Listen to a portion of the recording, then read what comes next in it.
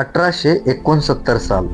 रायगडाच्या शांत कड्यावर झाडी झुडपात दडलेली एक शांत समाधी इतिहासाने जणू विस्मृतीत नेली होती.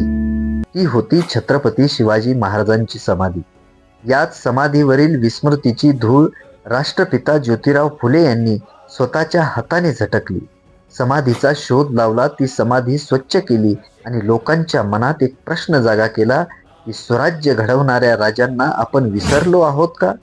ते इथेच थांबले नाहीत, तर 1870 मध्ये त्यांनी पुण्यामध्ये पहिली शिवजयंती साजरी केली आणि शिवरायांना देवाऱ्यातून बाहेर काढून जनतेच्या मनात जागं केलं. पुढे ज्योतिराव फुले त्याच काळात शिवरायांवर दीर्घ पोवाडा लिहितात आणि कुळवाडीभूषण, समतावादी, धर्मनिरपेक्ष शिवराय लोकांच्या पुढे उभे करतात. अशी ही रायगडावरून प्रेरणा घेऊन ज्योतिराव फुले यांनी पुण्यात पेटवलेली वैचारिक ठिणगी आजही स्वाभिमानाचा दीप बनून पेवत आहे.